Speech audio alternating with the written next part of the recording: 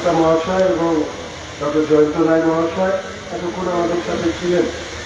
আমাদের সম্মানীয় বিধায়িকা ডাকগ্রাম ফুলবাড়ির শ্রীমতী শিখা চ্যাটার্জি, আমাদের শিলিগুড়ি সাংগঠনিক জেলার সম্মানীয় সভাপতি অরুণ মণ্ডল, রাজু সাহা, আমির, বিবেক দা, মানিক সহ অন্যান্য নেতৃত্ববৃন্দ এবং আজকে এই অঞ্চলে আমাদের এই যোগদান কর্মসূচিতে যারা উপস্থিত হয়েছে তাদের প্রত্যেককে আমি গৌরী অভিনন্দন জানিয়ে দু একটি কথাই বলব।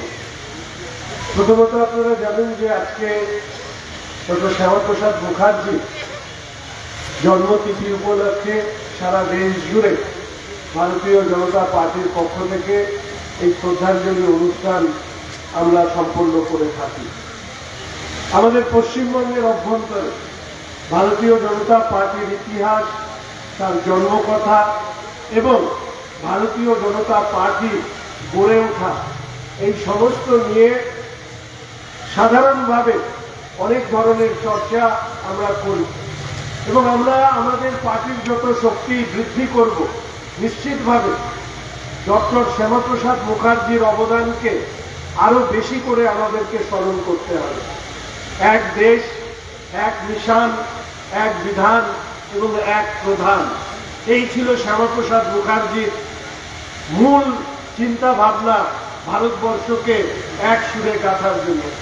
এখানে আমরা যারা আছি নিশ্চিতভাবে আমি ব্যাখ্যা করতে যাব না, শুধু এইটুকু বলবো, আজকে পশ্চিমবঙ্গের মাটিতে আমরা এখনো যে নিঃশ্বাস প্রশ্বাস নিতে পারি তার জন্য যদি যে মানুষটির অবদান আমাদের সর্বদা স্মরণ করতে হবে, সেই মানুষটির নাম হচ্ছে শ্যামাপ্রসাদ মুখার্জি। এবং সেই মানুষটির নামকে গত স্বাধীনতার পরবর্তী সময় শ্যামাপ্রসাদ মুখার্জির অবদানকে না বামপন্থীরা, না কংগ্রেসীরা, না তৃণমূলীরা তারা কোনোদিন স্মরণ করেননি। কারণ শ্যামাপ্রসাদ মুখার্জিকে স্মরণ করতে হলে কেন ভারতবর্ষকে ধর্মের নামে বিভাজিত হতে হয়েছিল, কেন এই পশ্চিমবঙ্গ সৃষ্টি হয়েছিল, তার ইতিহাস সামনে চলে আসবে। ফলে আজকের দিনে আমি নিশ্চিতভাবে সেই ইতিহাসের ব্যাখ্যায় যাব না, শুধু এইটুকু আপনাদেরকে বলবো, আমাদের প্রতিবেশী রাষ্ট্র বাংলাদেশ, সেই বাংলাদেশে আজকে যা ঘটছে সেই যন্ত্রণা আপনাদের মধ্যে যারা নিজের বুকে বহন করেন, আপনাদেরকে বলে রাখি, যদি আজকে শ্যামাপ্রসাদ মুখার্জি না থাকত, এই পশ্চিমবঙ্গ বাংলাদেশের অংশ হিসাবে থাকতে হতো। সেখানে হিন্দুরা যেভাবে আজকে নির্যাতিত হচ্ছে, আমাদের আপনাদের প্রত্যেককে সেই একইভাবে নির্যাতিত হতে হতো। তাই আমাদের শ্যামাপ্রসাদ মুখার্জিকে স্মরণ করতে হবে যে উনি অন্তত হিন্দুদের হোমল্যান্ড হিসাবে এই পশ্চিমবঙ্গ সৃষ্টি করে দিয়ে গেছে। না হলে যেভাবে হিন্দুদের প্রতি অত্যাচার এই প্রতিবেশী বাংলাদেশে হচ্ছে তা আপনারা প্রত্যেকেই জানেন। আমি নিশ্চিতভাবে আপনাদের সামনে ব্যাখ্যা করব না। আমি ব্যাখ্যা এটাও করব না যে ভারতীয় জনতা পার্টি তার যে দাবি দেওয়া, তার প্রধানতম দাবি ছিল ৩৭০ ধারা বিলোপ, যে কাশ্মীরকে নিয়ে ৩৭০ ধারা বিলোপ করা হোক। তার জন্য যিনি নেহেরুর মন্ত্রিসভা থেকে পদত্যাগ করেন, পরবর্তীকালে জেলবন্দি অবস্থায় মারা যান, তার নাম হচ্ছে শ্যামাপ্রসাদ মুখার্জি। দুর্ভাগ্য যে বামপন্থী কংগ্রেসী তৃণমূলীরা ভারতীয় জনতা পার্টিকে বহিরাগতদের পার্টি বলে। আসলে এই ভারতবর্ষে একমাত্র পার্টি ভারতীয় জনতা পার্টি, যে পার্টির জন্মভূমি বা জন্ম হয়েছে একজন বাঙালির হাত ধরে। এবং এই পশ্চিমবঙ্গ থেকে এই গর্ব আমাদের প্রত্যেকের করা দরকার বলে আমি মনে করি। আমি দীর্ঘ বক্তব্য দেব না, আমাদের দুই সাংসদ বলবেন, শেষ দুটো কথা শুধু বলবো। 2011 সাল 34 বছরের বামফ্রন্ট সরকার, তার বিরুদ্ধে দাঁড়িয়ে মানুষের ক্ষোভ।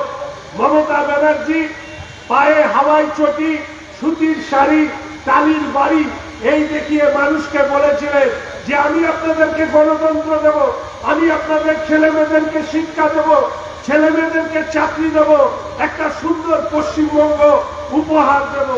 2011 থেকে 2025 সাল এই 14 বছরে এই পশ্চিমবঙ্গে শুধু একটি মাত্র পরিবার ভালো আছে, সেটা হচ্ছে মমতা ব্যানার্জির পরিবার। আর কোন পরিবার এই পশ্চিমবঙ্গে ভালো নেই। ফলে স্বাভাবিকভাবে যে মমতা ব্যানার্জি এই রাজ্যটাকে অনুব্রত আর আরাবুলের রাজত্বে পরিণত করেছে, যে পশ্চিমবঙ্গ পরিচিত ছিল রবীন্দ্রনাথ নজরুলের পশ্চিমবঙ্গ, সেই পশ্চিমবঙ্গ আজকে পরিণত হয়েছে অনুব্রত আর আরাবুলের পশ্চিমবঙ্গে। এটা আমরা মেনে নিতে পারি না। ফলে লড়াইটা কঠিন। লড়াইটা কঠিন এই কারণে, আজকের দিনে দাঁড়িয়ে আরজি করের বুকে একজন ডাক্তার ছাত্রীকে শারীরিকভাবে অত্যাচার করে তাকে খুন করা হয়, আর কসবা ল কলেজের ভেতরে ইউনিয়ন রুমের ভেতরে তৃণমূল ছাত্র পরিষদের নেতা কর্মীরা তারা একজন মেয়েকে যে বিভৎস শারীরিক অত্যাচার করেছে তার জবাব দেওয়ার সময় এসছে, এবং সেই জবাব আমরা 2026 সালে অবশ্যই তৃণমূল কংগ্রেসকে দেব। একথা আপনাদেরকে বলে রাখতে চাই।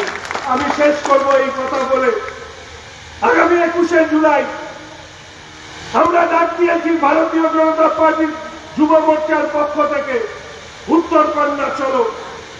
এই উত্তরকন্যা চলোতে রাজ্যের বিরোধী দলনেতা উপস্থিত থাকবেন যুব মোর্চার নেতৃত্ব।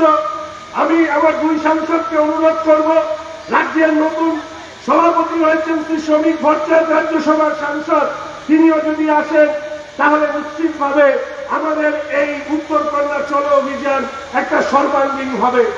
আমরা চাইব উত্তরকন্যা অভিযানের দিন আমাদের এই অঞ্চল থেকে একেবারে সব মানুষের স্বতঃস্ফূর্ত উপস্থিতি নিশ্চিতভাবে আপনারা নেবেন, এই অনুরোধ আপনাদের কাছে রাখতে চাই।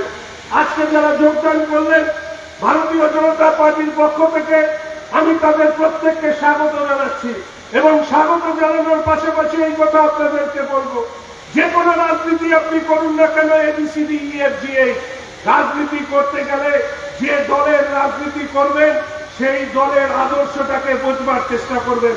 দল ভারতীয় জনতা পার্টির কথা মনে করে যে দেশ হচ্ছে সর্বোপরি, তারপরে সংগঠন, তারপরে হচ্ছে ব্যক্তি।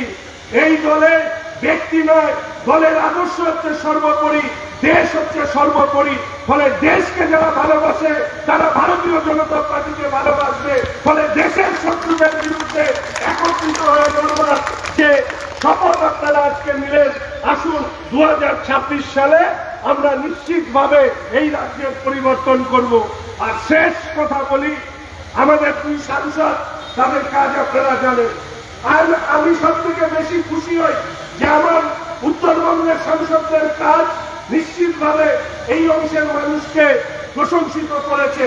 2026 সালে কেন্দ্রের সরকার এবং রাজ্যের সরকার ভারতীয় জনতা পার্টির সরকার হবে, এবং ভারতীয় জনতা পার্টির সরকার যেদিন তৈরি হবে আমি আপনাদেরকে কথা দিয়ে যাচ্ছি, আজকে 2011 থেকে 2026 অব্দি যে তৃণমূল কংগ্রেসের নেতারা ভারতীয় জনতা পার্টির কার্যকর্তাদের উপরে অত্যাচার করেছেন, গর্তের মধ্যে লুকিয়ে থাকলেও আপনাদেরকে বের করে নিয়েছে, শাস্তি দেওয়ার দায়িত্ব আমাদের। ফলে আমি বলবো বেশি বার বাড়বেন না। আপনাদের মেয়র গ্যাং বানিয়ে এই অঞ্চলের জমি লুটেরাদের জন্য তিনি জমি লুট করবার ব্যবস্থা করে দিয়েছেন। এই অঞ্চলের গরিব মানুষদের জমি তারা হচ্ছে একের পর এক দখল করেছে, একের পর এক জমি বারবার করে বিক্রি হয়েছে। দোকান কিনতে গেলে, বালু পাথর ফেলতে গেলে এখানে গুন্ডা ট্যাক্স দিতে হয়, সিন্ডিকেটকে ট্যাক্স দিতে হয়। সব বন্ধ হবে 2026-এ ভারতীয় জনতা পার্টির সরকার গঠনের মধ্যে দিয়ে। এই আশা রেখে সবাইকে ধন্যবাদ, অভিনন্দন জানিয়ে আমি আমার কথা শেষ করছি। ধন্যবাদ। ভারত মাতা কে।